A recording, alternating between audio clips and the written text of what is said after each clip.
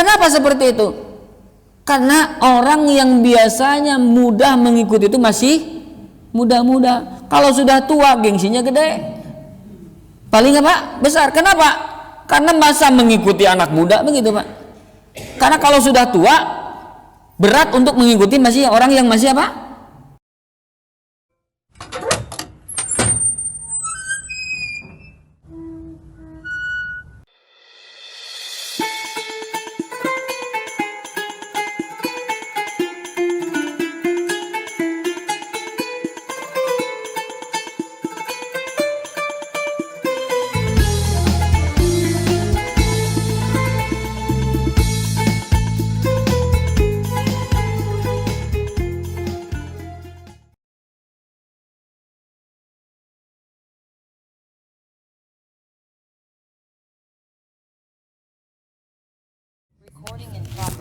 Assalamualaikum warahmatullahi wabarakatuh.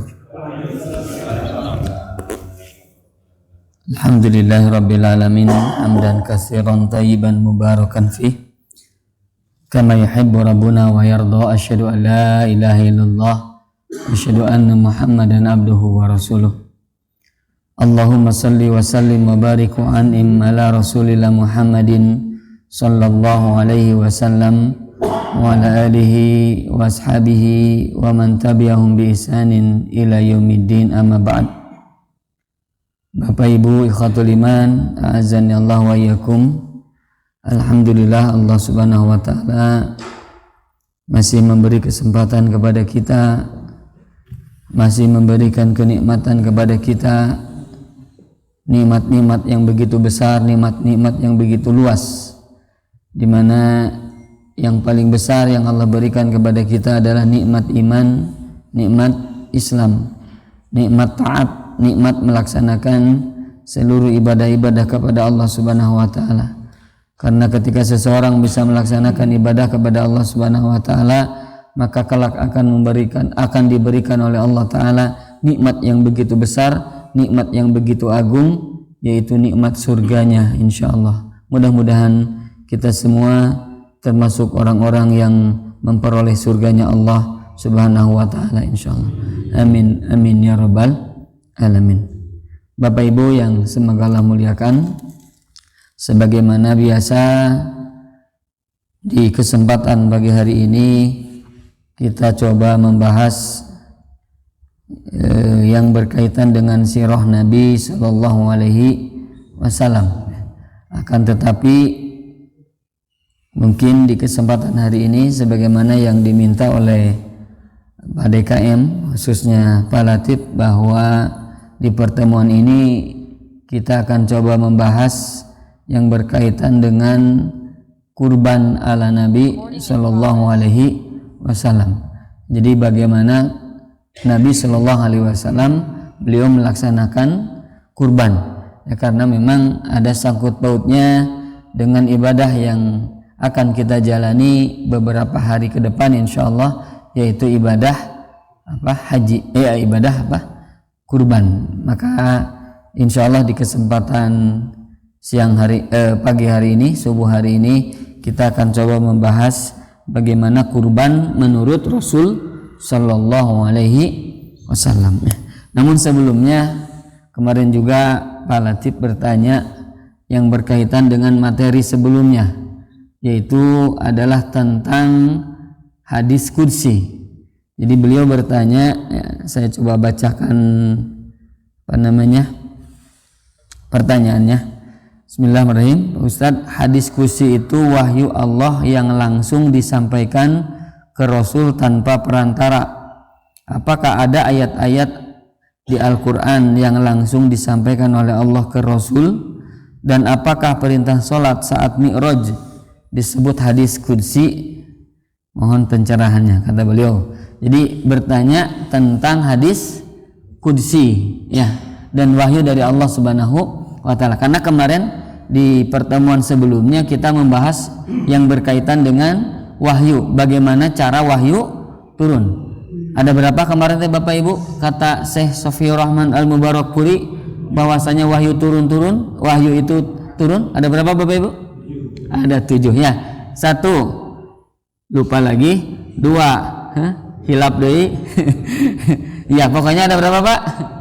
7 lah ya insyaallah. Bagaimana detailnya? Silakan diputar di YouTube-nya punya Al Muhajirin, insyaallah ada ya Pak Latif ya, insyaallah. Tapi yang akan saya coba jelaskan di kesempatan hari ini sebelum kita menjelaskan bab tentang kurban, bahwa Bapak Ibu yang semoga Allah muliakan, tentang apa tadi, hadis kursi, ulama berbeda pendapat Pak. Ada 3 pendapat. Yang pertama, mereka mengatakan bahwa hadis kursi itu lafzan wa ma'nan minallahi ta'ala. Hadis kursi itu baik lafaz maupun maknanya itu dari siapa? Allah Subhanahu wa taala. Ini pendapat yang pertama. Yang kedua, bahwasanya hadis kursi itu adalah lafaznya dari Nabi, maknanya dari Allah. Jadi lafaznya dari Rasul, tapi maknanya dari siapa? Allah Subhanahu wa taala. Ini yang kedua. Yang ketiga, bahwasanya hadis kursi itu lafadznya dari Allah. Lafadznya dari Allah. Maknanya atau caranya adalah diturunkannya malaikat, yaitu yang menyampaikan kepada Rasul sallallahu alaihi wasallam, sama seperti Al-Qur'an. Jadi Bapak Ibu yang semoga Allah muliakan, itu perbedaan pendapat para ulama yang berkaitan dengan hadis apa? Kursi. Yang pertama apa tadi Bapak Ibu? Apa? Lafaz dan maknanya dari siapa? Allah. Ini seperti perkataan Syekh Abdul Aziz Ar-Rajihi.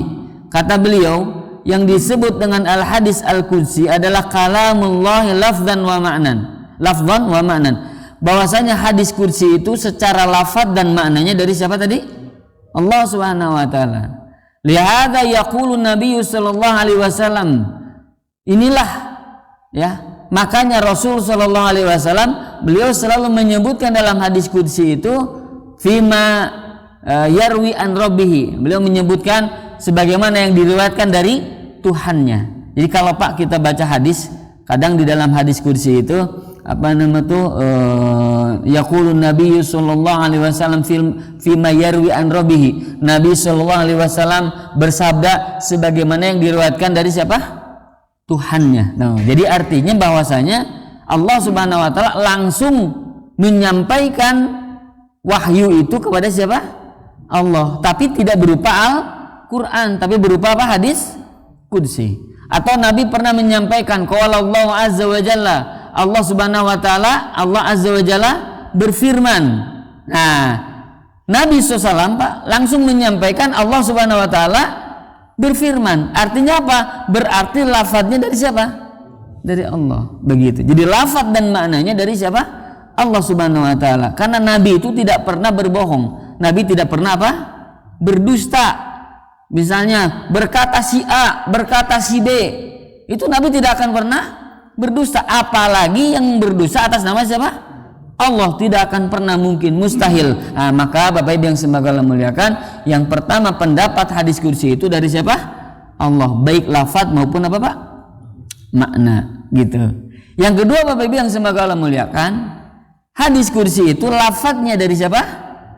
Nabi, tapi maknanya dari Allah. Maka Nabi menyampaikan qala Allah azza wa jalla itu berupa maknanya Pak, tapi lafaznya dari siapa? Nabi. Ini sebagaimana pendapatnya Syekh Al-Utsaimin. Kata beliau bahwasanya yang namanya hadis qudsi itu ya, maknahu min indillah, maknanya dari sisi Allah, maknanya dari Allah Subhanahu wa taala, wa lafzuhu lafzun Nabi sallallahu alaihi wasallam. Sementara lafadznya adalah dari siapa? Rasul sallallahu alaihi wasallam. Wa hadza huwa rajih, kata Syekh Al-Utsaimin, inilah yang paling benar pendapatnya, bahwasanya lafadznya dari siapa? Rasul, sementara maknanya dari siapa? Allah Subhanahu wa taala. Itu pendapat yang berapa Pak? Kedua. Yang ketiga Bapak Ibu, lafadznya dari Allah tapi melalui perantara, yaitu siapa? Malaikat Jibril. Ini pendapatnya Al-Imam Ibnu Hajar Al-Asqalani di dalam kitabnya Fathul Bari. kata beliau, kata Ibnu Hajar Al-Asqalani, ya, beliau mengatakan bahwasanya yang namanya hadis itu hadza minal ahadisil ilahiyah. Hadis ini berupa hadis-hadis ilahi, hadis-hadis dari siapa? Allah Subhanahu wa taala. Summa huwa muhtamilun an yakuna mimma talaqau sallallahu alaihi wasallam. Kemudian hadis-hadis yang seperti ini, hadis-hadis qudsi, hadis-hadis ilahi, ini adalah yang Nabi terima dari Allah Subhanahu wa taala, an rabbihi. Apa namanya itu? Dari Tuhannya, bila wasitatin, tanpa ada perantara. Jadi hadis itu dimungkinkan bahwasanya hadis tersebut dari siapa, Pak? Allah tanpa perantara. Wa yahtamilu an yakuna mimma talaqahu biwasitatil malak. Akan tetapi dimungkinkan juga bahwa Nabi itu menerima hadis-hadis qudsi ini adalah dengan perantaraan seorang malaikat. Itu siapa, Pak? Malaikat Jibril. Wa huwa rajih, kata beliau, dan itulah yang rajih, itulah yang benar, bahwasanya kata beliau Nabi itu menyampaikan hadis qudsi sebagaimana yang Allah firmankan, tapi Allah firmankan itu disampaikan melalui siapa, Pak? Malaikat. Yaitu malaikat siapa? Jibril. Ya, jadi Bapak Ibu yang semoga Allah muliakan, ini kenapa berbeda pendapat para ulama? Karena memang tidak ada kepastian atau tidak ada secara zat, ya, secara jelas Nabi menyampaikan bahwa hadis qudsi ini adalah lafaz dan maknanya dari siapa? Allah. Tidak dijelaskan. Maka ulama berbeda pendapat. Tapi Bapak Ibu yang semoga Allah muliakan, apapun itu, ulama sepakat bahwa hadis qudsi itu wahyu dari siapa? Allah. Baik itu tadi, Pak, lafaz atau maknanya, atau lafaznya dari Allah kemudian melalui perantara siapa? Malaikat Jibril, atau lafaznya dari Nabi tapi maknanya dari siapa? Allah. Seluruhnya fal qaulaini yattafiqani alal hadis alla anna hadis qudsi wahyum minallahi ta'ala. Bahwasanya mereka bersepakat, dua pendapat atau tiga pendapat yang tadi, Pak, yang berbeda itu semuanya sepakat bahwasanya hadis qudsi itu wahyu dari siapa? Allah Subhanahu wa taala. Jadi wahyu dari Allah Subhanahu wa taala. Dan kita, kata Syekh Utsaimin, tidak perlu tidak perlu berdebat secara tidak terlalu mendalami secara detail. Apakah ini lafaznya dan maknanya dari Allah? Apakah ini lafaznya saja dari Allah itu? Dari Nabi itu sebentar maknanya dari Allah? Atau apakah ini perantara? Tidak perlu kita perdalam lagi. Kenapa? Karena yang demikian tidak ada faidahnya. Yang maksud yang harus kita pahami bahwasanya yakini hadis qudsi itu wahyu dari siapa, Pak? Allah. Walaupun caranya bisa berbeda-beda. Begitu. Itu yang pertama, Pak. Kemudian yang kedua, pertanyaan Pak Latif itu, apakah Al-Qur'an ini ada yang berupa penyampaian Allah langsung kepada kepada siapa? Kepada Rasul, ya, sebagaimana di Lailatul Mi'raj, yaitu di malam Mi'rajnya Rasul ke mana? Ke langit. Jazakallahu khairan. Masyaallah. Jazakallahu. Ke langit ke berapa, Pak? Ke-7, naik lagi ke mana? Ke Sidratul Muntaha, bertemu dengan Allah, menerima perintah salat. Pertanyaannya, apakah ada ayat Al-Qur'an yang Allah itu berkata-kata langsung kepada siapa? Pada Rasul. Tapi Bapak Ibu yang semoga Allah muliakan, sebelum saya jawab itu, Pak, ada sebuah ayat surah Asy-Syura ayat 51. Allah Ta'ala berfirman, wa ma kana li basyarin, tidaklah pantas bagi seorang manusia an yukallimahullah, di mana Allah langsung berbicara kepadanya. Jadi tidak ada manusianya pun, Pak, yang di mana Allah berbicara langsung kepada dia, enggak ada. Illa wahyan, kecuali wahyu. Kecuali apa? Jalan wahyu. Jalan wahyu tadi, Pak, yang bagaimana kita sampaikan, dibisikkan ke dalam jiwanya, kemudian sampaikan melalui malaikat. Ila wahyan satu. Aw min wara'i hijab, atau di balik hijab. Sebagaimana yang di balik hijab itu, Pak, hanya kepada 3 nabi. Hanya kepada siapa? 3 nabi. Satu Nabi Adam, yaitu di mana? Di surga. Langsung Allah berkata-kata kepada Nabi Adam. Yang kedua kepada Nabi Musa. Nabi Musa berkata di mana? Allah berkata kepada Nabi Musa di mana? Di bukit Sinai. Itu di dunia.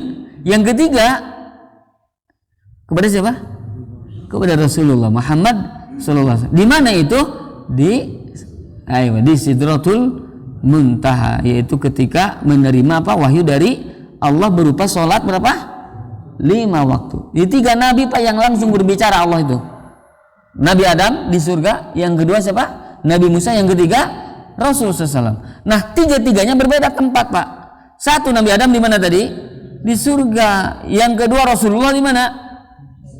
Di Sidratul Muntaha. Yang ketiga Nabi Musa di mana?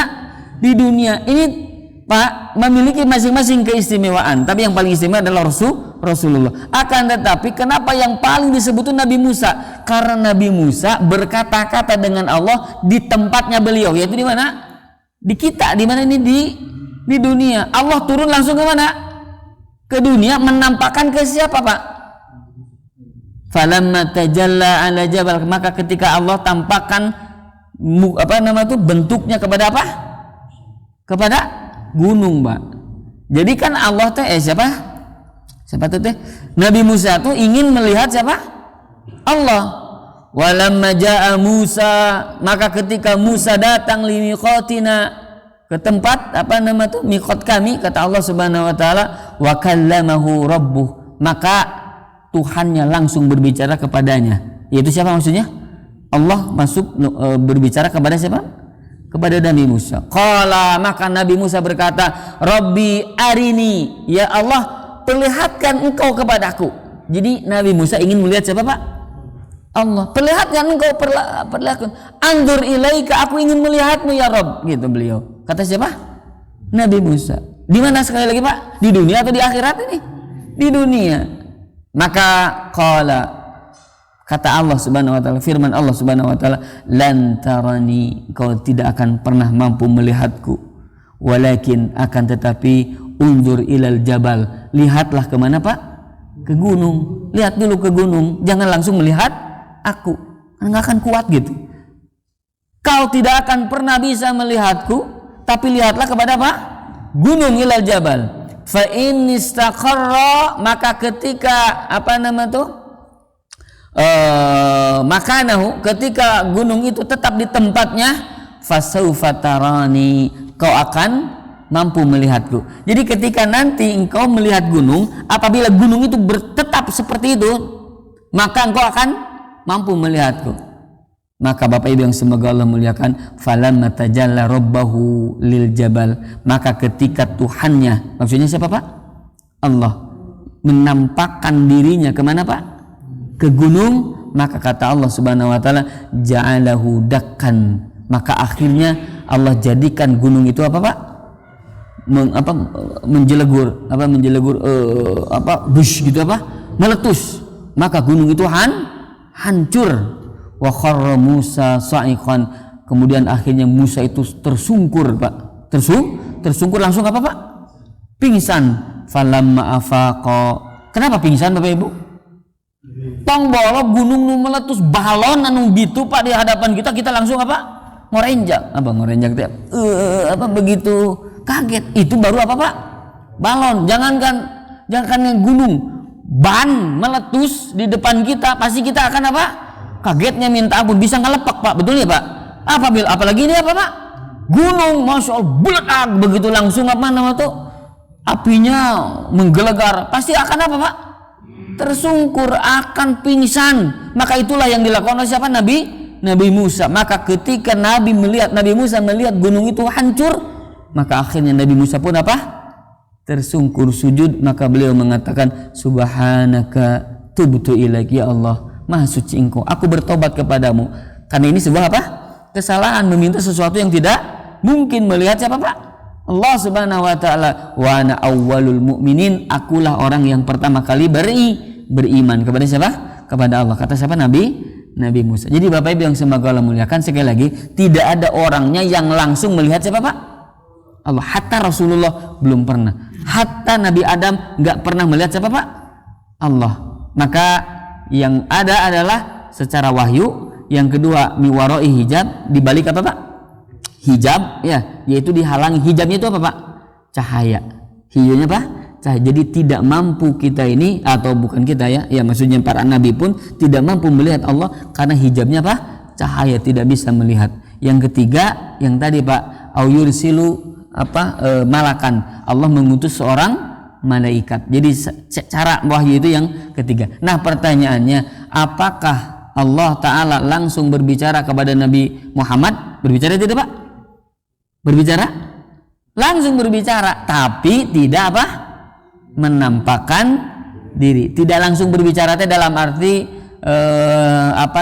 Allah tampakkan secara zatnya. Tapi Allah berbicara, Allah dengan Nabi Muhammad itu berbicara, tapi dibalik apa Pak?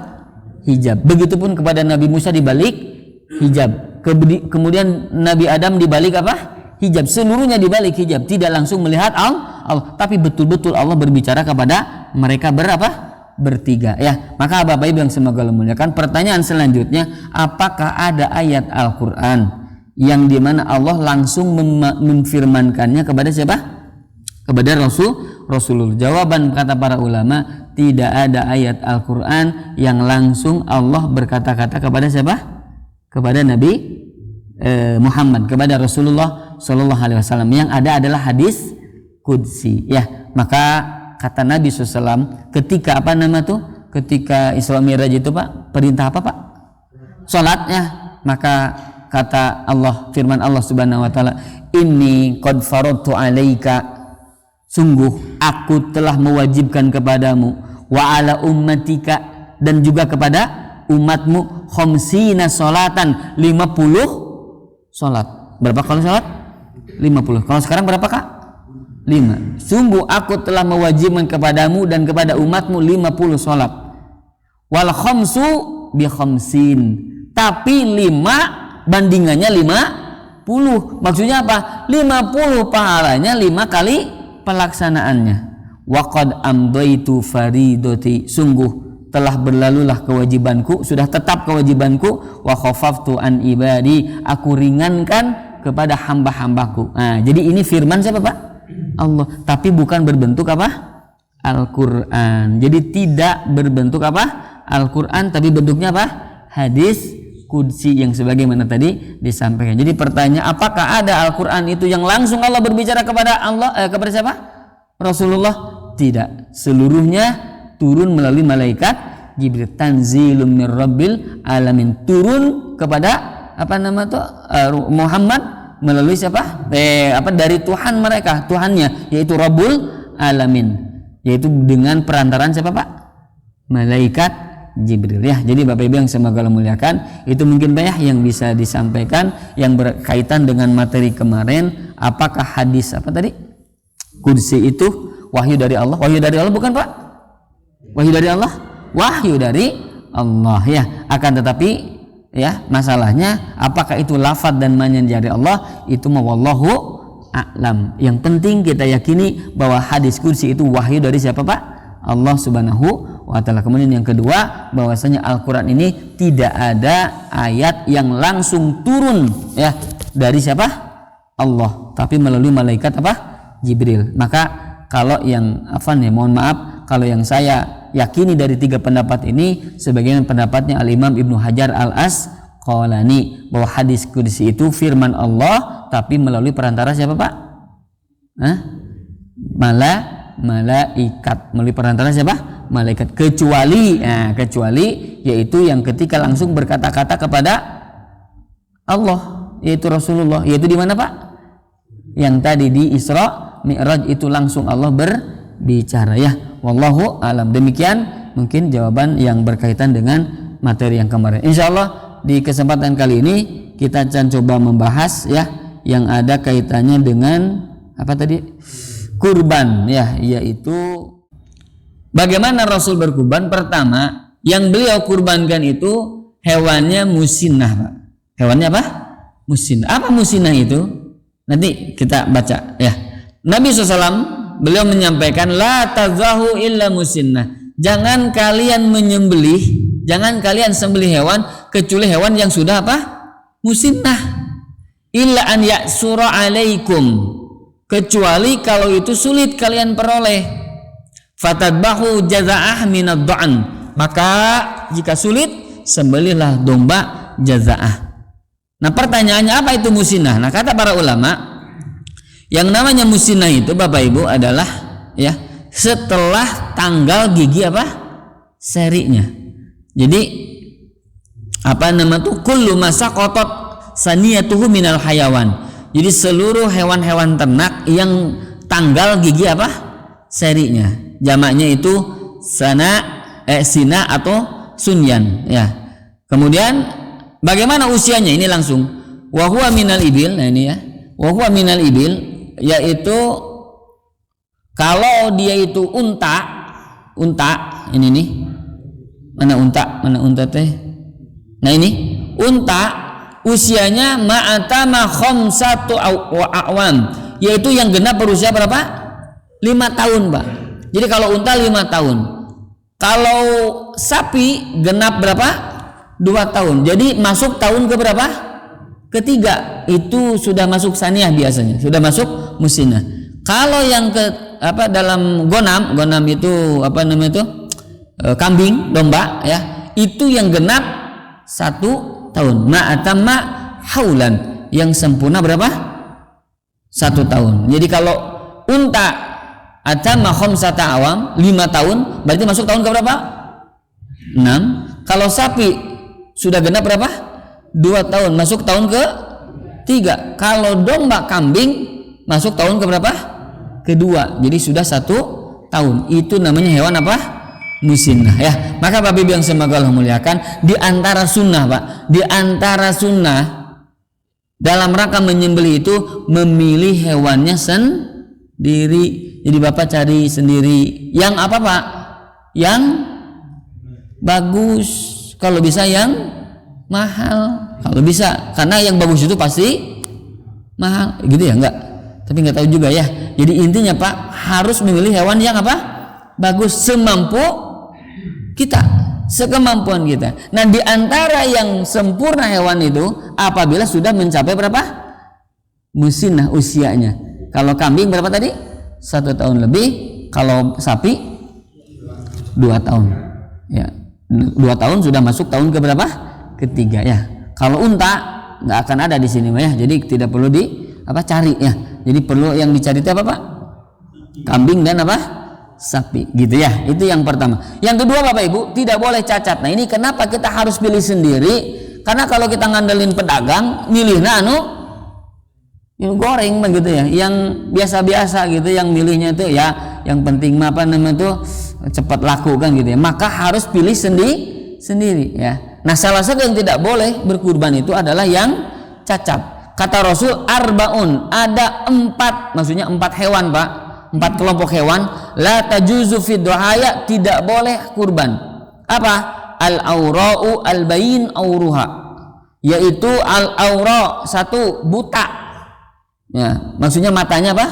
Buta sebelah, yang jelas kebutaannya. 1. Yang kedua, wal maridoh al-bayinu maraduha, punya penyakit, lagi sakit. Apa contoh sakitnya? Misalnya corona. Bukan corona, apa yang Pak, yang apa Pak? PMK itu apa? Partai apa Pak?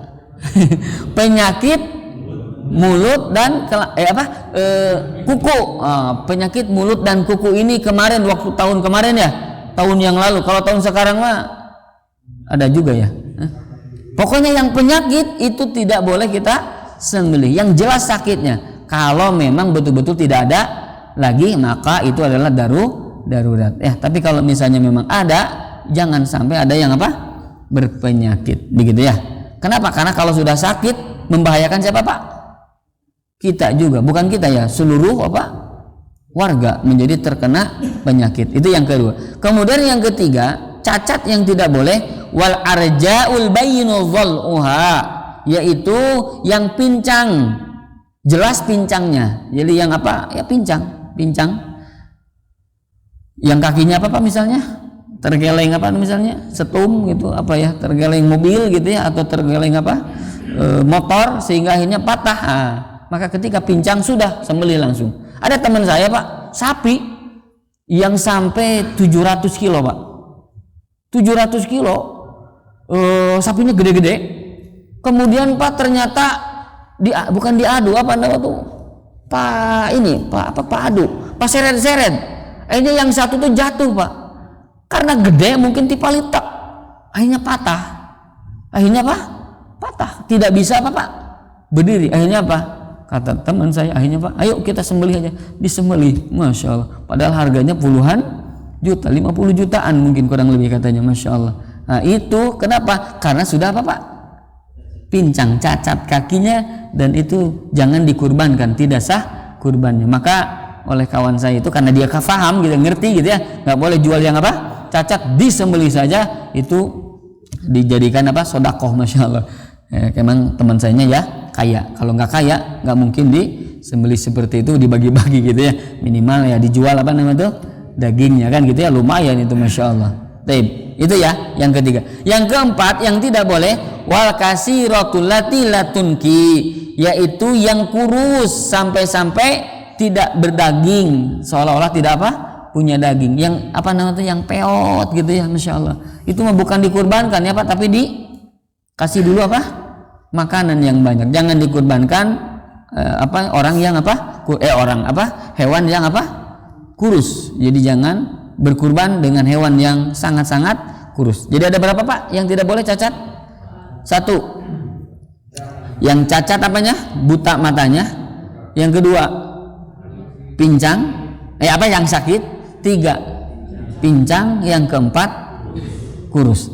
Nah, adapun tanduknya patah, telinganya agak-agak sobek, hidungnya agak-agak apa namanya tuh, terpesek, bukan pesek, aduh, pesek, hidungnya rada-rada ini, itu mah tidak apa-apa ya, hanya secara pahala berkurang gitu ya. Jadi kalau bisa yang sempurna ya, sesuai kemampuan, demikian ya. Kemudian Bapak Ibu yang semoga Allah, yang keberapa sekarang? Yang ketiga adalah menyembelih sendiri hewan kurban. Jadi kalau kita kurban, kita sembelih sendiri. Karena Nabi menyembelih sendiri ya. Bahwa Nabi SAW, kata Anas bin Malik ya, doha, beliau berkurban bikabsyaini amlahaini, dengan 2 ekor kambing yang gemuk Pak. Kemudian bertanduk. Jadi gemuk lagi apa Pak? Bertanduk. Lihat Nabi mah kalau kurban nggak pernah yang ecek, yang bagus-bagus, sudah gemuk bertanduk lagi. Kemudian kata Anas bin Malik, zabahahuma biyadih, tuh ini Pak tuh. Kemudian beliau sembelih keduanya, yang domba yang gemuk tadi, yang bagus tadi, beliau sembelih langsung dengan tangan beliau sendiri. Begitu. Jadi Bapak Ibu, kalau kita kurban sembelih apa? Sendiri. Jadi sembelihnya menyembelihnya sendiri, jangan diwakilkan kalau mampu. Kalau tidak mampu, bolehlah diwakilkan kepada orang yang amanah. Wakilkan kepada orang yang amanah, yang tahu hukum-hukum, yang tahu sunnah-sunnah, yang tahu bagaimana kaitannya dengan hewan kurban, cara menyembelih dan lain sebagainya ya. Jangan diserahkan kepada orang yang tidak ngerti agama ya dalam berkurban. Khawatir tidak baca membaca bismillah ya dalam menyembelihnya ya. Jadi yang kedua, yang keberapa tadi? Ketiga ya. Yang ketiga, sembelih dengan cara apa Pak? Oh ini udah ya, menyembelih sendiri ya. Tadi badzabahuma biyadih. Kemudian yang keempat Bapak Ibu, Nabi membimbing kita dalam berkurban itu, kita kalau berkurban tidak memotong rambut dan kuku. Ya, kita tidak mencukur dan juga tidak potong kuku sampai selesai penyembelihan ya. Baru kita boleh potong kuku. Idza ra'aitum hilala dzulhijjah. Kapan mulainya? Dari mulai 1 Dzulhijjah. Kata Nabi, jika kalian melihat hilal Dzulhijjah, jikalau salah seorang kalian melihat hilal Dzulhijjah, wa arada ahadukum an yudhhiya, dan di antara kalian akan menyembelih, maksudnya akan berkurban, falyumsik an sya'rihi wa azfarihi, hendaklah dia tidak memotong sedikit pun dari rambut dan kukunya. Jadi kalau kita mau kurban dari mulai tanggal 1 kita tidak tidak cukur rambut. Mau rambut apa tidak boleh cukur. Rambut apa? Kepala, rambut kumis, rambut apa? Ya rambut semua rambut itu tidak kita apa? Kita tidak tebang. Kita tidak apa? Cukur. Dan juga apa ini Pak? Kuku. Jangan kita potong. Kalau kamu potong maka sebelum bulan apa? Dzulhijjah. Nah, sekarang masih apa? Sekarang itu masih Juni. Masih sebelum Dzulhijjah apa Pak? Dzulqa'dah. Nah, masih Dzulqa'dah boleh kita potong. Tapi kalau sudah masuk Dzulhijjah, tahan. Kalau kita ingin berkurban, jangan potong kuku, jangan potong apa? Rambut. Tapi hukumnya kata para ulama, apakah haram ataukah makruh? Apakah ketika memotong kuku dan rambut itu apakah sah tidak berkurbannya? Sah kurbannya, akan tetapi pahalanya berkurang ya. Maka hukumnya kata para ulama, kata Syekh Al-Imam An-Nawawi, bahwasanya hukumnya makruh. Hukumnya apa Pak? Makruh. Tapi apapun itu kita tidak melakukan yang dilarang oleh siapa? Rasul. Ya, itulah lebih apa? Selamat. Itu yang keberapa? Keempat. Ya, jadi bahwa yang keempat ini tidak memotong dan tidak memotong kuku dan tidak memotong rambut. Yang kelima, tidak boleh menjual daging kurban. La tabi'u luhumal hadyi wal adahi. Jangan kalian menjual daging hadyu. Hadyu itu sembelihan di mana? Di Mekah ketika ibadah apa? Haji. Wal adahi, juga sesembelihan kurban. Fakulu wa tasaddaqu, maka makanlah dan bersedekahkanlah. Wastamti'u bijuludiha, senang-senanglah, nikmatilah kulitnya. Maksudnya boleh ya digunakan oleh kita begitu ya. Wala tabi'uha, tapi jangan kalian jual hadis itu. Jual dagingnya, kemudian kulitnya jangan kalian jual, tapi nikmati ya.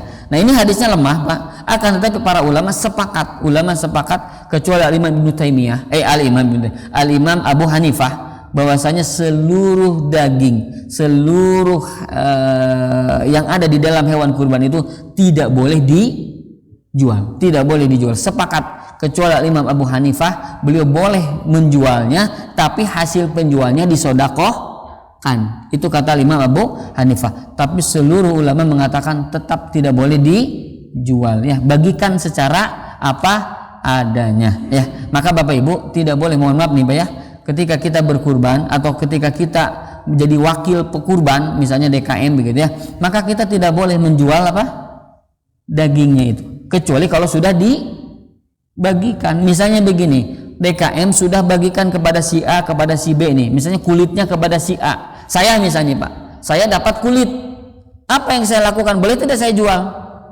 Boleh saya jual? Boleh, karena saya mah bukan orang yang berkurbannya gitu, maka saya boleh. Tapi kalau bapak-bapak DKM boleh tidak menjualnya? Boleh tidak? Tidak boleh. Kenapa bapak tidak boleh? DKM tidak boleh? Karena DKM itu wakil dari pekurban. Jadi setiap yang dilakukan DKM adalah apa yang dilakukan oleh pekurban. Jadi DKM tidak boleh menjualnya. Yang ada bagikan saja kepada siapa yang bapak panitia itu inginkan. Kulit A ke sini, kulit B ke sini, kulit C ke sini, misalnya seperti itu. Atau kalau kulit sapi banyakan gitu ya, berapa orang? 1, 2, 3 orang, silakan. Mau dipotong-potong sedikit-sedikit, mau terserah. Atau mau dijual juga enggak.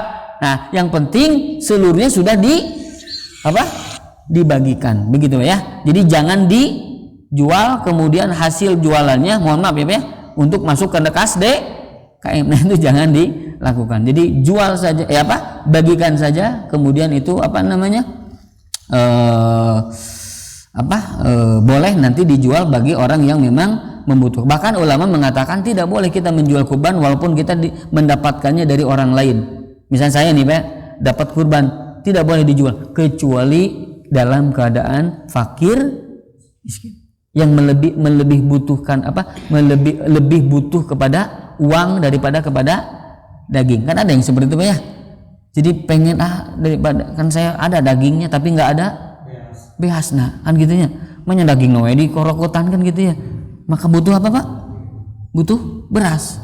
Maka orang yang seperti ini boleh menjualnya, begitu Pak. Adapun kalau misalnya dia punya uang, dia punya rezeki, dia ada makanan, bahkan di kulkasnya banyak buah-buahan, makanannya segala ada, maka masuk ke dalam orang yang mampu, maka tidak boleh menjual daging sedekah kurban yang ada dimakan atau dibagikan kembali kepada orang lain. Kalau misalnya memang dia tidak membutuhkan, berikan lagi kepada orang lain. Jadi secara hakikat secara asal daging hewan kurban itu baik pekurbannya maupun yang yang dibagikannya, penerimanya tidak menjualnya. Itu pada hakikatnya. Akan tetapi kalau membutuhkan, boleh bagi orang yang menerima daging kurban untuk menjualnya. Tapi bagi pekurban tidak boleh sama sekali menjual salah satu daging dari kurban tersebut ya. Demikian ya. Nah, Nabi SAW bersabda, "Man ba'a jilda udhiyatihi fala udhiyatalah." Barang siapa yang menjual kulit daging kurban itu, kulit sembelihan itu, maka tidak ada sembelihan baginya, tidak ada kurban baginya. Maksudnya apa? Tidak ada pahalanya baginya. Subhanallah. Maka Bapak Ibu tidak boleh menjual daging kurbannya. Kemudian yang keenam, tidak memberikan daging kurban itu sebagai upah. Jadi kalau misalnya Bapak Ibu, misalnya DKM nyuruh siapa misalnya orang-orang untuk kerja nih, untuk menyembelih, untuk misalnya mencacah, untuk potong yang tua keras-kerasnya Pak, yang putih teh, sebenarnya tulang dipotong lah, kemudian dibayar. Kan ada ya, misalkan tukang jagal dibayarnya oleh kepala, udah kepalanya buat kamu semua sama kulitnya, atau kamu kepala plus ini, itu sebagai upah. Itu sama dengan membayar sama dengan menjual menjual daging kurban kita. Sama tidak Pak? Sama hakikatnya kan ya, sebagai upah. Maka tidak diperbolehkan seluruh daging itu dijadikan Pak? Upah. Maka bagaimana yang harus kita lakukan? Maka sebagai wakil dari pekurban, kita minta kepada pekurban ada biaya tambahan. Untuk apa itu? Untuk biaya penyembelihan. Kalau itu yang melakukannya profesional, seperti tukang jagal. Tukang jagal berikan uang. Uangnya dari mana? Dari pekurban, dari lebihnya, begitu maksudnya Pak. Nah, kemudian kalau mau dikasih boleh tidak dagingnya? Boleh, tapi jangan sebagai jangan sebagai upah. Itu mah hanya sedekah aja buat si tukang jagal. Ini buat kamu sedekah dari dari DKM, dari pekurban, silahkan, nggak apa-apa. Tapi jangan dijadikan sebagai upah, gitu Pak ya maksudnya. Jadi jangan pernah jadikan upah, karena yang demikian itu tidaklah bagus ya, bahkan tidak sah, yang sebagaimana tadi disampaikannya. Maka bahwasanya Ali radhiyallahu anhu, beliau mengabarkan bahwa Nabi Shallallahu Alaihi Wasallam memerintahkan beliau agar dia mengurus budan itu unta-unta haji, dan memerintahkannya agar membagi semua bagian dari hewan kurban tersebut, baik dagingnya, kulitnya maupun jilalnya, dan agar ia Ali tidak memberikan upah sesuatu pun dari kurban itu kepada tukang jagalnya. Ini hadis riwayat Pak? Al-Bukhari. Jadi tidak boleh membayar yang kerja ya, yang membantu dalam rangka menyembelih itu dibayar dengan Pak? Dengan dagingnya. Tidak boleh ya, demikian. Kemudian yang ketujuh,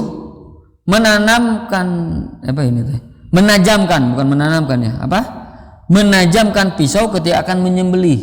Jadi ketika kita akan sembelih, kita akan tajamkan. Jadi tidak boleh kita menyembelih dalam keadaan hewannya pisaunya dalam keadaan mintul tumpul. Tidak boleh dalam keadaan tumpul, karena itu menyiksa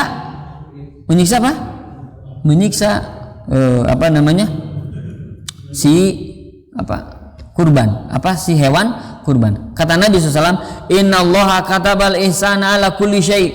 Allah itu telah menetapkan kebaikan pada segala perkara. Fa idza qaltatum fa ahsinul kitlah. Kalau kalian membunuh maka perbaikilah, berbuat baiklah dalam membunuh. Maksudnya apa Pak? Kita kalau perang dengan orang kafir, kita membunuhnya, bunuhlah sesuai dengan alami gitu, bunuh. Jangan sampai membunuh tapi dengan cara yang kejam begitu Pak. Sudah misalnya mati, wah dicangcang deh begitu, dicak-cak, dimutilasi. Tidak seperti itu. Kalau bunuh ya bunuhlah secara apa? Berbuat baik begitu. Bunuh sekali bunuh begitu. Jangan sampai menyakiti apa? Lawan. Itu kepada siapa Pak? Musuh. Masya Allah. Itulah Islam. Wa idza dabahtum fa'asinu dzabha. Kalau kalian menyembelih, perbaikilah, berbuat baiklah dalam menyembelih. Apa berbuat baik dalam menyembelih? Wal yahidda ahadukum syafratahu falyarih dzabihatahu. Caranya adalah dengan pisaunya ditajamkan ya, nanti agar si hewan kurbannya merasa apa? Senang. Senang atau gimana? Hewan kurbannya akan apa? Akan cepat, maksudnya akan cepat apa Pak? Cepat meninggal. Bukan senang teh bahagia ketika disembelih dengan teh hehehe, bukan ya, tapi menyembelihnya dalam rangka cepat gitu Pak, supaya cepat apa? Selesai, cepat mati, begitu intinya ya. Jadi yang keberapa? Ke-7 ya. Ke-7 sembelih hewan kurban dengan cara apa Pak? Pisaunya dia apa Pak? Ditajamkan. Kemudian yang ke-8, penyembelih menghadap kiblat dan menghadapkan hewan ke arah kiblat. Jadi Bapak kalau mau menyembelih menghadap kemana Pak? Kiblat. Sementara hewannya baringkan, berarti menghadap mana Pak? Menghadap mana? Lehernya menghadap kiblat Pak. Jadi kalau misalnya kita mencit domba, nyembelih domba, lehernya menghadap kiblat, berarti kepalanya kemana? Kepalanya ke selatan ya? Selatan atau utara ya? Utara. Tapi lambungnya lambung kiri Pak. Lambung kiri kurban itu yang di bawah. Mana berarti? Berarti kemana? Selatan. Kakinya kemana? Ke utara. Karena dibaringkannya atas lambung yang kiri kata Rasul. Lambung kiri, lambung kanan. Kiri ya? Ya, jadi intinya lambungnya lambung yang apa? Kiri ya. Jadi akhirnya menghadap kemana? Ke selatan, kakinya kemana? Ke utara. Nah lehernya ke arah kiblat. Ya, kemudian agak ditonggakkan, kemudian baru disembelih. Itu kalau domba dan sapi. Ya, intinya kalau domba dan sapi ditidurkan. Tapi kalau unta mah dalam keadaan apa? Berdiri kan gitu ya. Kemudian ininya jadi diangkat sedikit kakinya, kemudian baru tojos di arah lehernya, begitu ya. Lehernya ada di rada bawah. Kalau kambing dan sapi itu dengan cara dibaringkan. Nah cara baringkan itu kata para ulama ya, kata Nabi SAW adalah dengan cara apa? Menghadapkan ke arah apa? Kiblat ya. Itu yang ke berapa tadi? 8. Yang ke-9, Bapak Ibu yang semoga Allah muliakan, tidak mengasah pisau di depan hewan kurban. Tadi kan kita diperintah untuk mengasah pisau, tapi jangan di depan hidung hewannya. Sia sedeng di mana bae. Jangan. Itu mah tidak berperi kesapian gitu ya. Jadi jangan pernah memperlihatkan pisau di depan hewan. Kalau bisa pisau itu sembunyikan Pak, sembunyikan, jangan diperlihatkan. Itu satu. Yang kedua, jangan pula memperlihatkan hewan itu yang sedang disembelih di depan orangnya. Di depan siapa? Di depan hewan itu. Jadi kalau misalnya kita menyembelih, menyingkir Pak, bersembunyi, bukan bersembunyi. Jangan sampai melihatkan kemana? Ke hewan yang belum disembelih. Tutup dengan hijab. Bukan hijab, tutup dengan tirai, apalah pokoknya jangan sampai melihat gitu. Jangan diperlihatkan aja, mana sih kita angkat ya. Jangan, itu dolim kepada siapa? Sapi, hewan kepada kambing. Jangan pernah begitu ya. Masya Allah, lihat tuh Islam sampai menghargai seperti itu ya. Jadi jangan pernah Pak menyembelih di depan siapa Pak? Hewan yang lain. Kenapa? Karena akan terjadi stres itu menyakiti hewan, Masya Allah. Menyakiti hewan. Jadi sembelihnya di mana? Supaya tidak kelihatan di mana? Yang tempat yang tersembunyi. Apa contohnya tempat tersembunyi? Rumah masing-masing gitu. Enggak, ya maksud di sini kan luas apa ya? Tinggal tutup saja. Insya Allah mudah-mudahan mudahlah insya Allah ya. Jadi tidak mengasah pisau di depan hewan, juga tidak menyembelih di depan hewan yang lainnya. Begitu ya. Nabi SAW memerintahkan bi hadis syifar untuk mempenajamkan pisau wa antuwara anil bahaim, dan tanpa memperlihatkannya kemana? Ke hewan. Tuh masya Allah ya Islam. Kemudian yang ke-10, baca doa ketika akan apa? Menyembelih ya. Apa doanya? Bismillah wallahu akbar.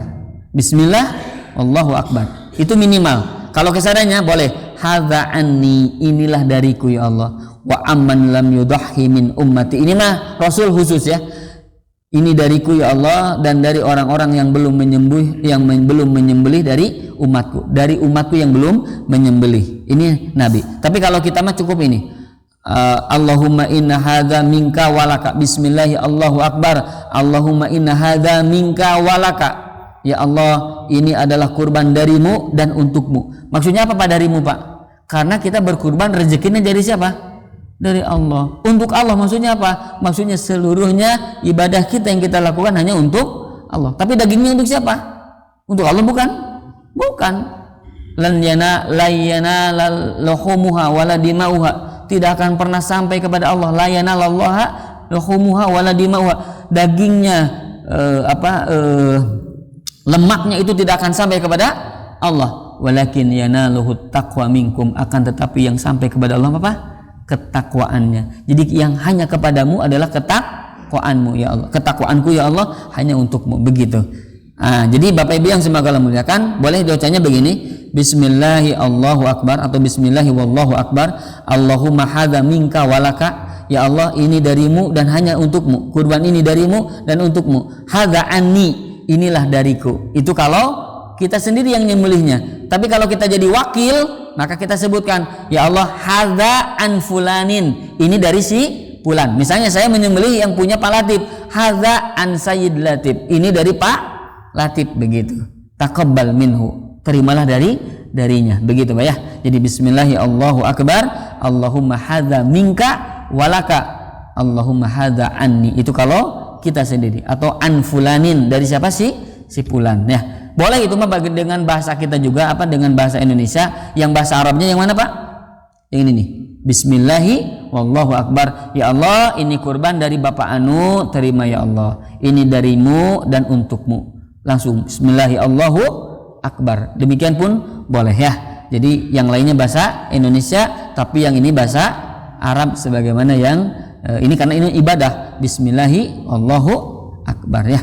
Demikian Bapak Ibu yang semoga Allah muliakan, sedikit ya yang berkaitan dengan kurban-kurban menurut petunjuk siapa? Rasul. Tentunya masih banyak ya hal-hal yang belum dibahas, karena pembahasan bab kurban ini ada dalam fikih kurban ya.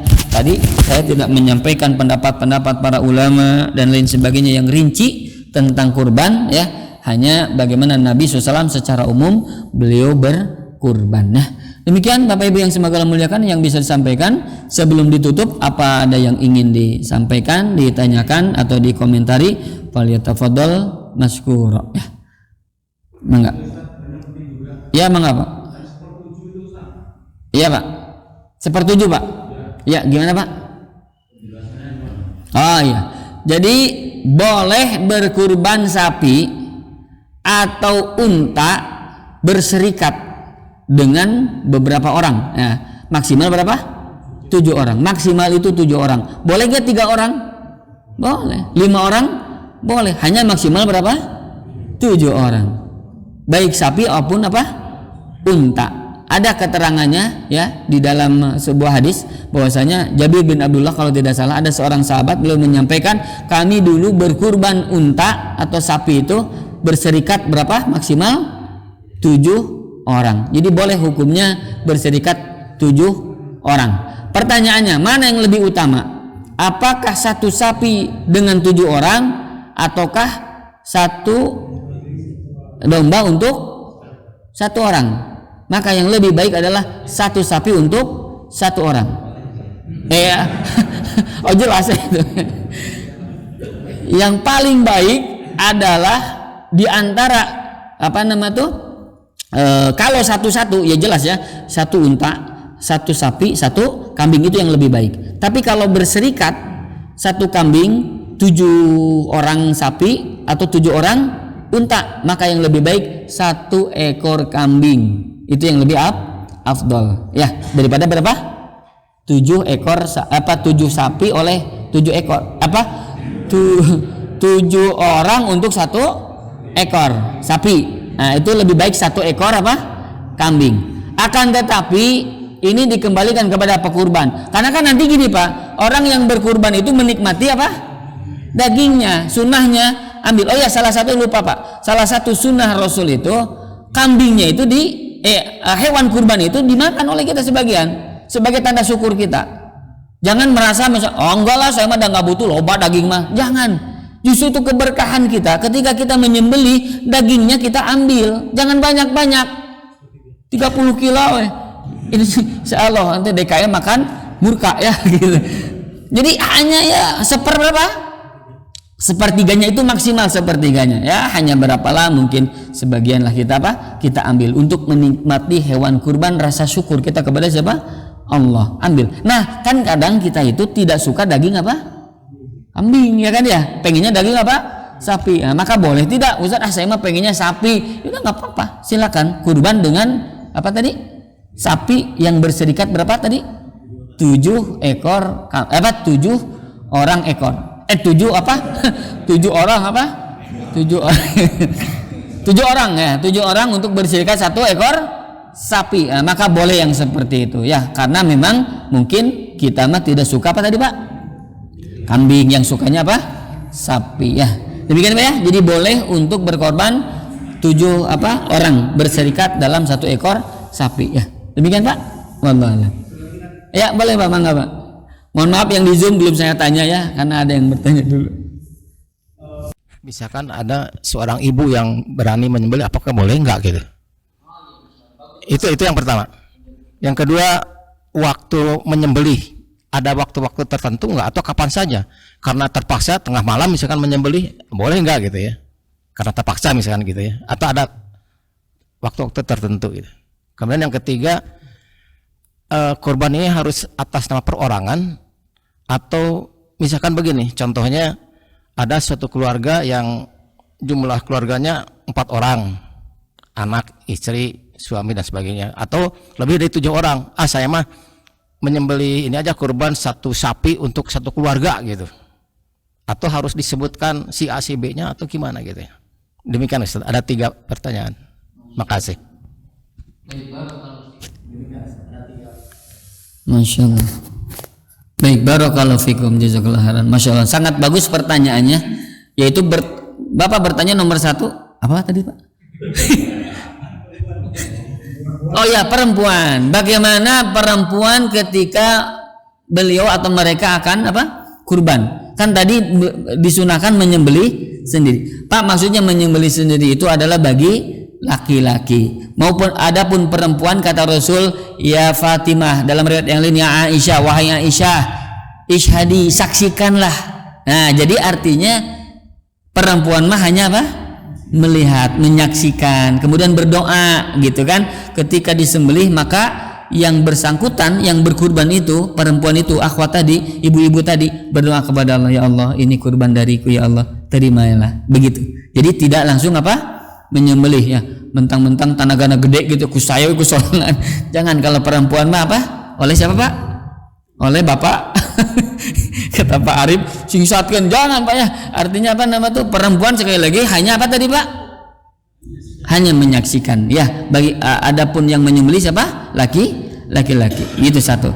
Yang kedua, pertanyaan Bapak tadi, bagaimana kurban waktunya? Apakah boleh malam dan siang hari? Sebetulnya tidak ada larangan untuk penyembelihan, akan tetapi memang kata para ulama dihindari malam hari. Kenapa malam hari dihindari? Karena malam hari itu poek ya, gelap. Jadi kalau misalnya tidak kita sembelih dengan baik, maka kita akan bisa salah menyembelih. Nukuduna sapi ayeuna babaturan anu dipeunjit. Bapak Ibu yang semoga Allah muliakan. Jadi Bapak Ibu, sebetulnya tidak apa-apa malam hari kalau betul-betul dibantu dengan pencahayaan yang bagus, maka tidak masalah ya. Akan tetapi memang lebih baik itu adalah di siang hari ya, agar seluruhnya bisa terlihat ya. Dan yang diutamakan juga jangan di waktu-waktu yang memang terlarang sholat, walaupun ini tidak ada hubungannya begitu ya. Akan tetapi ya selama itu terlarang ibadah dalam sesuatu, misalkan sholat ya, baiknya walaupun tidak ada larangan ya, baiknya tidak juga di dalam terlarang waktu apa? Sholat. Bagusnya adalah ya waktu-waktu duha gitu. Maka disebut apa? Udhiyah, Idul Adha, udhiyah, karena penyembelihannya di waktu apa? Duha. Itulah yang terbaik waktunya ya. Wallahu alam. Kemudian yang ketiga, bagaimana kurban itu? Apakah halal satu orang atau keluarga? Nah, ini tadi tidak saya sampaikan ya. Jadi satu kurban itu Pak untuk satu keluarga. Jadi misalnya Bapak kurban 1 ekor apa misalnya kambing, itu atas nama satu keluarga, insya Allah istrinya, berarti apa lagi anaknya yang masih dalam satu rumah itu pahalanya sama, mendapatkan kurban ya. Tapi atas namanya siapa, misalnya bapak gitu ya, atas nama bapak seluruhnya akan masuk ke dalam apa anggota keluarga. Atau Ustadz Daima uangnya uang saya kata si ibu teh gitu ya, atas nama ibu boleh tidak? Mangga ya, tidak apa-apa, insya Allah mudah-mudahan yang lain pun akan masuk pahala. Tapi bagusnya mah atas nama siapa? Bapak, walaupun uangnya dari siapa? Ibu. Berarti ibu teh sudah kebaikan ada 2, satu pahala kurbannya dapat insya Allah karena atas nama bapak, yang kedua ada pahala apa? Sedekah dari ibu untuk siapa? Bapaknya, masya Allah ya. Maka lebih baik ibu itu berikan kepada bapaknya, sedekahkan, kemudian nanti kurbannya atas nama keluarga, jadi double pahalanya, masya Allah ya. Demikian, jadi satu hewan satu keluarga minimal begitu. Tapi boleh nggak satu keluarga masing-masing kurban? Boleh, silakan. Misalnya bapaknya apa, misalnya 3, bapaknya 3 apa, afan, bapaknya apa, anaknya berapa? 3, bapak 1, kemudian apa, istri berapa Pak? Bapak istri 2, istri 1, bapak 1, kemudian anak 3, jadi berapa totalnya? 5. Seluruhnya karena bapak kaya 5 berarti apa? Berarti 5 untuk satu keluarga gitu Pak. Jadi tidak perlu satu nama enggak, tapi 5 untuk satu keluarga gitu. Paham maksudnya Pak? Walaupun uangnya dari masing-masing gitu, uangnya dari si A, uangnya dari si B, uang dari si C, semuanya ada berapa? 5 misalnya. Tidak perlu satu persatu, tapi keluarga bapak anu 5 menyembelihnya, masya Allah gitu Pak maksudnya Pak ya. Jadi artinya apa nama tuh satu keluarga. Demikian yang disampaikan oleh para ulama dan juga para sahabat ya. Ini saya tidak bahas tadi karena memang itu pendapat para sahabat ya. Demikian. Oh ya, boleh Pak. Baik, masya Allah. Kalau yang meninggal tersebut adalah orang tua dan beliau belum berkurban, kemudian beliau ingin berkurban, maka tidak apa-apa kurban atas nama siapa? Orang tua. Demikian. Tapi kalau misalnya beliau udah pernah berkurban, kemudian tidak ada wasiat ingin beliau berkurban, maka kita tidak perlu atas nama siapa? Orang tua, atas nama kita saja, insya Allah pahalanya akan mengalir kepada orang tua. Demikian yang disampaikan oleh para ulama ya, salah satunya Syekh Utsaimin ya. Jadi tidak kita atas namakan orang tua kita apabila beliau atau mereka tidak mewasiatkan untuk berkorban atas nama mereka. Tapi kalau mereka ingin tapi belum sempat karena keburu apa Pak? Meninggal. Misalnya begini, mohon maaf nih, sekarang ini mendekati Idul Kurban. Orang tua kita teh ingin gitu ya untuk apa? Kurban, mau kurban. Ternyata qadarullah keburu apa? Wafat misalnya sebelum datang hari Idul Adha. Maka kita kurban atas nama siapa? Orang tua kita. Demikian Pak ya. Tapi kalau meninggalnya udah lama, tidak perlu kita atas nama mereka, tapi cukup atas nama kita, insya Allah akan mengalir pahalanya untuk siapa? Orang tua. Demikian Pak? Wallah. Tapi kalau untuk orang lain, apalagi orang lain nggak perlu ya. Orang lain misalnya adik, kakak, nggak perlu. Kecuali tadi wasiat, betul-betul ingin dikurbankan, bukan dikurbankan, ingin apa? Berkurban atas nama mereka. Gitu Pak? Wallah. Ada? Oh iya Pak, boleh Pak. Upah, oh iya Pak. Upah itu, gitu. Katakan kok kemudian upah itu kurang, boleh nggak itu diambil dari kas BKM? Itu pertanyaan. Baik, ya. Jadi Pak, Baik, barakallahu fik. Ya. Jadi Bapak Ibu, keperluan kresek, pisau, alat-alat untuk menyembelih itu diambil dari mana tadi, Pak? Enggak, misalnya selain kas DKM misalnya, itu ambil saja minta saja dari siapa? Pekurbannya. Jadi 1 ekor gitu ya, sudah kan ya, ada biayanya misalnya berapa? 150.000, 200.000 untuk biaya yang nanti operasional penyembelihan, begitu Pak. Jadi seluruhnya itu bukan dari daging kurban. Kalau misalnya begini, Ustadz gimana nih, dagingnya kita jual nih misalkan 5 kilo. Nah yang 5 kilo itu uangnya kita belanjakan untuk peralatan, itu sama dengan menjual daging kurban. Jangan ya. Jadi khusus bagi orang yang berkurban, tambahkan lagi uang untuk pengelolaan. Kalau tidak mampu membayar orang atau tidak mampu untuk menambahkan uang pengelolaan, sembelihlah sendiri, cacag sendiri, bagikan sendiri, insya Allah ripuh. Tapi Pak, walaupun seperti itu ya insya Allah akan lebih banyak pahalanya karena diborong oleh siapa? Sendiri gitu. Tapi intinya adalah berikan uang lebih untuk biaya operasional, karena bagaimanapun kita butuh operasional. Nah yang kedua, bagaimana kalau DKM bersedekah? Oh masya Allah, itu banyak pahala. Apalagi DKM Al-Muhajirin ini banyak kasnya, nggak apa-apa. Itu di sebagian uangnya itu dibayarkan atau diberikan untuk para misalnya bukan pegawai namanya Pak, sukarelawan gitu. Orang-orang mereka itu misalnya kita berikan untuk esnya gitu kan, untuk konsumsi, atau misalkan belikan tolombong gitu. Ya itulah alat-alat untuk menyembelih, maka itu diperbolehkan. Bahkan itu bagian dari amal soleh. Insya Allah orang yang bersedekah ke mana ini, ke masjid, itu pun akan dapat pahala. Akan tetapi Pak, begini ya, ini tambahan dalam bab masjid ini. Ada khusus, nanti ada khusus wakaf, ada yang sedekah umum. Kalau yang khusus wakaf misalnya ini untuk pembangunan, maka uang ini adalah untuk pembangunan. Wakaf untuk karpet, berarti uang ini khusus untuk karpet. Jangan gunakan untuk kurban, jangan gunakan untuk yang lain, jangan. Kenapa? Karena akad awalnya untuk wakaf, untuk operasional masjid.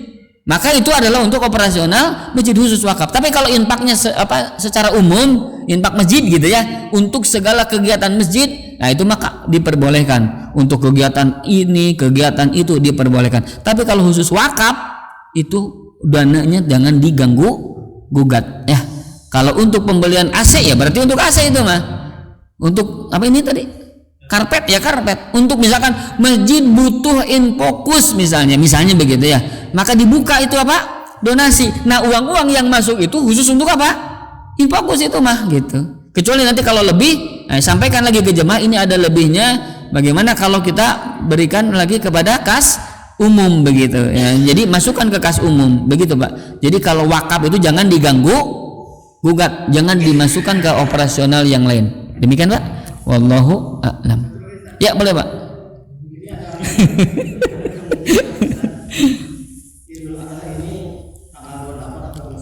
28 atau 29? Tanggal 28, tapi pemerintah mungkin 29. Bagaimana menurut Ustadz? Dan kita harus bagaimana gitu mensikapi ini? Ya. Masyaallah, barakallahu fiik. Baik, ada dalam sebuah hadis ya, saya langsung saja ringkas ya. Kata Nabi SAW, as-saumu atau asyamu yauma tasumun. Saum itu adalah hari di mana kalian semua itu saum. Wal fitru yauma tuftirun, dan Idul Fitri itu adalah hari kalian semua Idul Fitri. Wal adha yauma tudahhun, dan Idul Adha itu adalah hari di mana kalian semua merayakan Idul Adha. Nah, ini adalah kaitannya Bapak Ibu, bahwasanya seluruh yang kita lakukan berupa saum, Idul Fitri, Idul Adha adalah mengikuti pemerintah. Mengikuti satu kesatuan gitu. Yaitu siapa kalau di kita? Negara. Jadi kalau kata negara bab saum, maka seluruhnya saum. Itu yang menurut para ulama. Demikian. Apalagi kalau negara ini sudah melakukan, kan kita ini Pak, salah satu yang harus kita lakukan as-sam'u wa ta'ah, mendengar dan apa? Taat kepada pemimpin, walaupun pemimpin itu ya tidak sesuai dengan apa yang kita harapkan misalkan. Tapi selama mereka tidak memerintahkan kepada maksiat, maka kita tetap sami'na wa ata'na, selama tidak melakukan apa tadi? Maksiat. Satu. Kemudian yang kedua, dalam berkaitan dengan Idul Fitri, Idul Adha, saum, alhamdulillah secara syariat pun negara kita sudah masuk sesuai dengan petunjuk Rasul. Kenapa? Karena ketika masuk Idul Fitri ada apa, Pak? Ada ru'yatul hilal, ada melihat apa? Hilal. Dan ini Masya Allah sangat bagus sekali. Bahkan inilah yang sesuai dengan sunnah, sesuai dengan pendapat para ulama, bahwasanya Idul Fitri, saum, Idul Adha, penentuan Dzulhijjah itu ya, itu berdasarkan ru'yah. Berdasarkan apa? Ru'yah. Saya tidak akan panjang lebar membahas ini ya, tapi intinya menurut jumhur kebanyakan ulama bahwasanya menentukan saum Idul Fitri, Idul Adha itu adalah berdasarkan apa?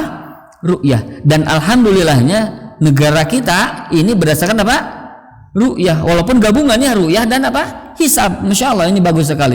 Jadi artinya kalau yang saya ambil pendapatnya adalah hari ketika mayoritas kita melaksanakan ibadah tersebut. Kalau saum berarti ketika mayoritas negeri kita melaksanakan ibadah apa? Saum. Jangan apa? Sosoranganan, begitu ya. Jangan perkelompok. Inilah yang tidak disukai oleh Allah Subhanahu wa Ta'ala. Akan tetapi kalau misalnya keyakinannya memang seperti itu dalam sebuah ormas, saya pun tidak menjelek-jelekan, saya pun tidak tidak berkomentar lebih banyak ya. Itu makan masing-masing punya apa, Pak? Pendapat, punya pandangan. Akan tetapi dalam bab ini sebagaimana tadi Nabi SAW sampaikan dan ulama sepakati bahwasanya Idul Adha itu adalah hari di mana seluruh kalian itu melaksanakan Idul Adha. Ya, demikian Pak mungkin ya Pak ya. Wallahu a'lam. Satu lagi, Masya Allah, Pak. Saum Arafah, iya. Gimana Pak? Oh iya betul, Masya Allah. Masya Allah, barakallahu fiik. Saya sudah menulis Pak panjang lebar tentang perdebatan ulama bagaimana penentuan Arafah, apakah berdasarkan wukuf atau berdasarkan matla. Matla itu tempat terbitnya hilal di masing-masing tempat. Intinya yang saya sampaikan ya, yang saya kesimpulankan dari para ulama itu, kebanyakan ulama menyampaikan bahwasanya ibadah saum Arafah itu adalah kembali kepada matla masing-masing, bukan kepada ibadah wukufnya di mana di Arafah. Kenapa alasannya seperti itu? Karena Bapak Ibu yang semoga Allah muliakan, dahulu Bapak Ibu ya, kalau sekarang makan memang ketahuan. Sekarang apa? Ketahuan. Kalau sekarang di sini tanggal berapa misalnya 8, ternyata di sana sedang apa? Wukuf. Di sana sedang apa? Wukuf. Sekarang tanggal berapa di sini? 8. Jadi artinya di sini kita sudah tahu bahwa di Arab itu sedang wukuf. Kalau sekarang, kalau dahulu nih di zamannya Rasul tidak akan ada yang tahu bahwa sekarang itu lagi apa? Wukuf, karena jaraknya apa? Jauh dan tidak ada media apa? Seperti ini. Artinya dikembalikan kepada apa berarti? Matla masing-masing. Jadi Bapak Ibu yang semoga Allah muliakan, kesimpulannya kembali kepada matla masing-masing. Kalau kita misalnya tanggal 1-nya di kita adalah hari Senin, maka tanggal 9-nya hari namanya ya itulah pokoknya tanggal 9-nya berarti hari itu, maka kita melaksanakan saum apa? Arafah. Jadi tidak berdasarkan apa? Wukuf. Banyak alasan-alasannya bahwasanya saum Arafah itu tidak berlandaskan apa? Wukuf. Salah satunya Bapak Ibu, saum Arafah itu lebih dahulu dari perintah haji, dari wukuf itu sendiri. Artinya berarti saum Arafah itu berdasarkan tanggal, Pak, bukan berdasarkan apa? Aktivitas wukufnya haji di mana di Makkah atau di Arafah seperti itu. Jadi kembali bahwasanya saum Arafah itu adalah berdasarkan tanggal, bukan berdasarkan apa? Wukuf. Satu. Yang kedua, nah karena berdasarkan tanggal, apakah yang kita ambil tanggalnya Saudi atau tanggalnya kita? Maka yang diambil adalah berdasarkan matla masing-masing tempat, masing-masing negara. Jadi kalau kita di sini berbeda dengan Saudi, yang kita ambil adalah negeri kita tanggal berapa, itulah saum Arafah dan itulah Idul Adha kita. Tidak berdasarkan kepada apa? Saudi. Ya, karena tempatnya akan berbeda nanti matlaknya begitu. Ya, wallahu. Demikian Pak. Lebih lengkapnya insya Allah mungkin nanti akan saya sampaikan ke Pak Latif ya, yang saya tahu nomornya nanti akan saya bagikan tentang apa penentuan saum apa Arafah. Panjang lebar saya sampaikan di situ. Intinya adalah kembali kepada matlak masing-masing. Wallahu alam. Demikian Pak. Ya Pak. Ya boleh Pak. Saya benda ini masalah takbir. Takbir. Ya. Takbir ternyata ya selama ini juga saya juga redaksi dan tata cara takbir yang 3 kali.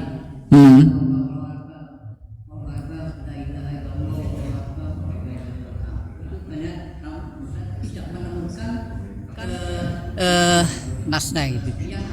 Yang ada adalah yang 2 kali. Kecuali yang 3 kali itu dari Salman. Dari Salman, Allahu Akbar, Allahu Akbar, Allahu Akbar, kabiro. Tapi tidak sampai ke tahmid dan tahlil. Nah, itu barangkali Ustadz ada gak yang rujukan sebagai takbir yang 3 kali Allahu Akbar. Pertama itu, kedua saat takbir itu untuk Idul Adha ternyata mulai dari tanggal 9. Idul Adha mulai dari tanggal 9. Tanggal 9, bukan tanggal 10 ya di kita ya. Maksudnya gimana Pak? Idul Adha mulai dari tanggal 9. Apakah takbir untuk Idul Adha itu dimulai tanggal 9 atau di tanggal 10-nya? Pas hari naharnya gitu.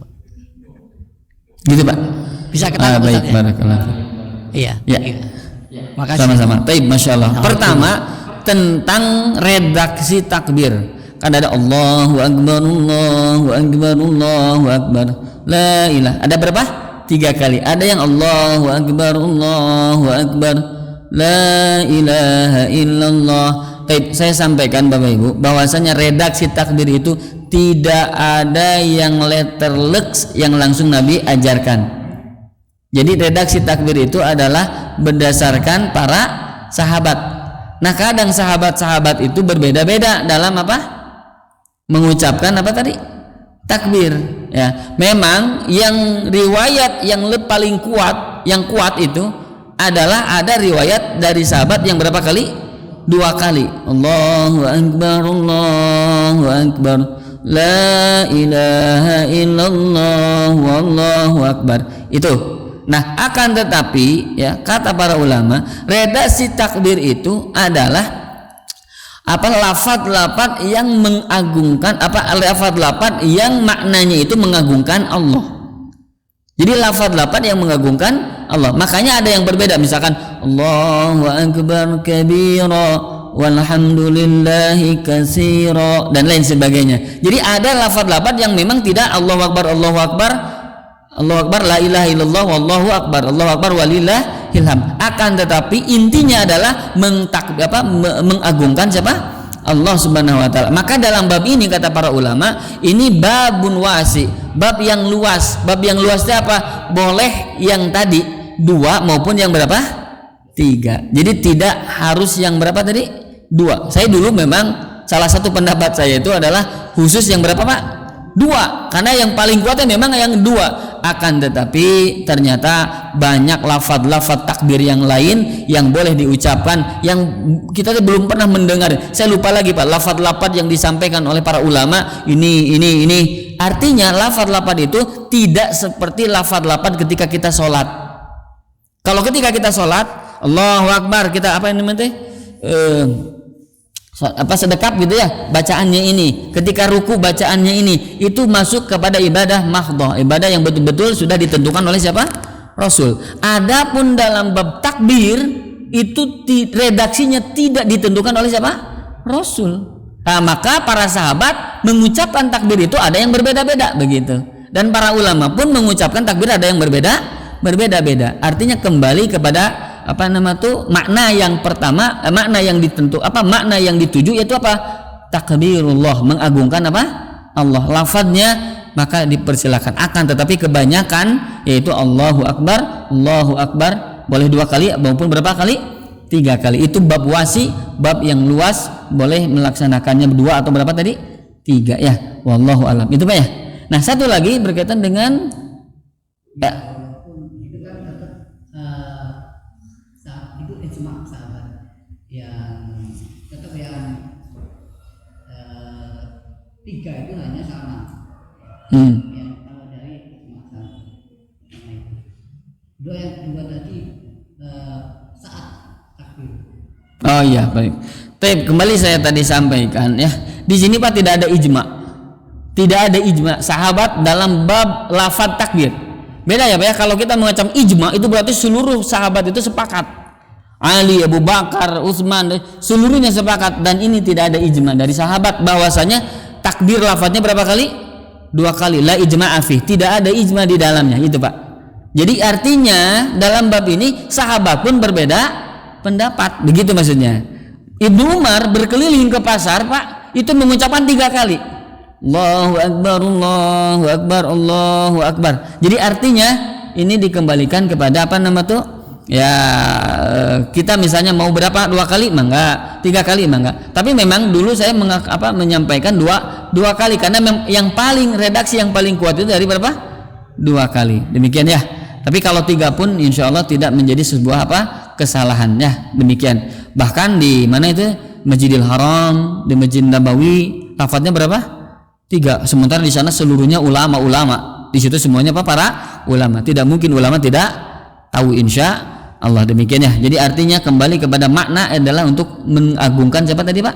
Allah ya. Wallahu alam. Dan tidak ada ijma dalam bab ini. Tidak ada ijma dalam bab ini. Demikian. Beda dengan sholat. Kalau sholat sudah ijma 5 kali dalam 1 hari.